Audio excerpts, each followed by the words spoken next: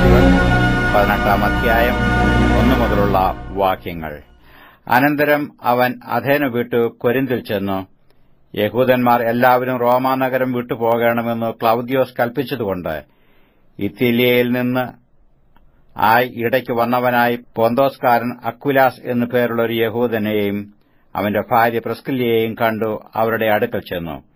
തൊഴിലൊന്നാകൊണ്ട് അവൻ അവരോടുകൂടെ പാർത്ത് വേല ചെയ്തു പോന്നു. തൊഴിലോ കൂടാരപ്പണിയായിരുന്നു. എന്നാൽ ശബ്ബത്ത് തോറും അവൻ പള്ളിയിൽ സംവാദിച്ചും യഹൂദന്മാരെയും യവനന്മാരെയും സമ്മതിപ്പിച്ചു. ശീലാസും തിമത്തിയോസും മക്കദോനിയിൽ നിന്ന് വന്നാറ് പൌലോസ് വചനഘോഷണത്തിൽ ശുഷ്കാന്തി പൂണ്ട് യേശു തന്നെ ക്രിസ്തു എന്ന് യഹൂദന്മാർക്ക് സാക്ഷീകരിച്ചു. അവർ എതിർ പറയുകയും ദുഷിക്കുകയും ചെയ്യുകയാൽ അവൻ വസ്ത്രം കുടഞ്ഞു.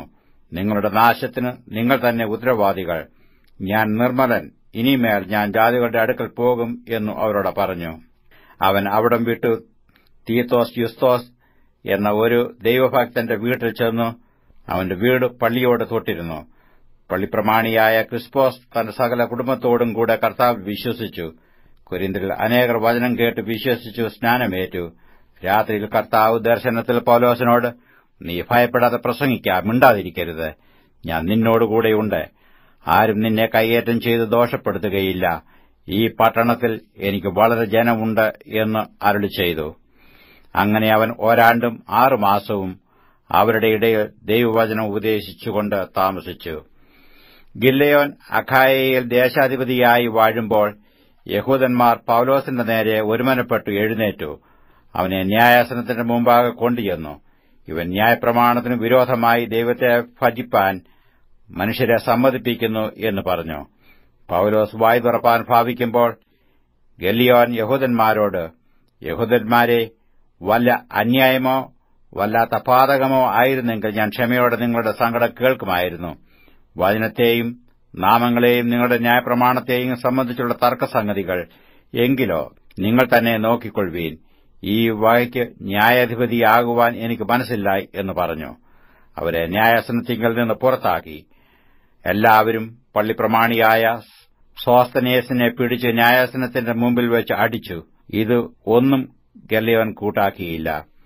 പൌലോസ് പിന്നെയും കുറെ നാൾ പാർത്ത ശേഷം സഹോദരന്മാരോട് യാത്ര പറഞ്ഞിട്ട് തനിക്ക് ഒരു നേർച്ച ഉണ്ടായിരുന്നതിനാൽ കെങ്ക്രയിൽ വെച്ച് തല ക്ഷൗരം ചെയ്യിച്ചിട്ട് പ്രിസ്കില്ലയോടും അക്വിലാസിനോടും കൂടെ കപ്പൽ കയറി സുറിയയിലേക്ക് പുറപ്പെട്ടു എഫെസോസിലെത്തി.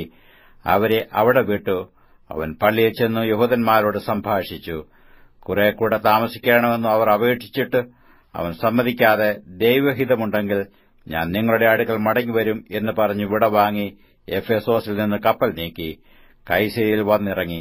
യെരുശലേമിലേക്ക് ചെന്നു സഭയെ വന്ദനം ചെയ്തിട്ട് അന്ത്യോക്യയിലേക്ക് പോയി.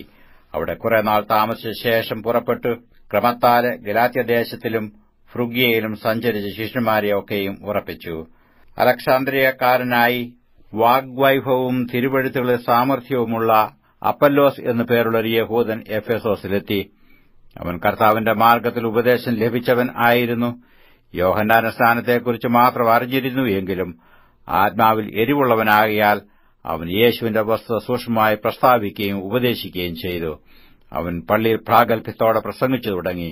അക്വിലാസും പ്രിസ്കില്ലയും അവന്റെ പ്രസംഗം കേട്ടാറെ അവനെ ചേർത്തുകൊണ്ട് ദൈവത്തിന്റെ മാർഗ്ഗം അധികം സ്പഷ്ടമായി അവന് തെളിയിച്ചു കൊടുത്തു. അവൻ അഖായയിലേക്ക് പോകുവാൻ ഇച്ഛിച്ചപ്പോൾ സഹോദരന്മാർ അവനെ ഉത്സാഹിപ്പിക്കുകയും അവനെ കൈക്കൊള്ളേണ്ടതിന് ശിഷ്യന്മാർക്ക് എഴുതുകയും ചെയ്തു. അവിടെ എത്തിയാറെ അവൻ ദൈവകൃപയിൽ വിശ്വസിച്ചവർക്ക് വളരെ പ്രയോജനമായി തീർന്നു. യേശു തന്നെ ക്രിസ്തു എന്ന് അവൻ തിരുവെഴുത്തുകളാൽ തെളിയിച്ചു ബലത്തോടെ യഹൂദന്മാരെ പരസ്യമായി ഖണ്ഡിച്ചു കളഞ്ഞു.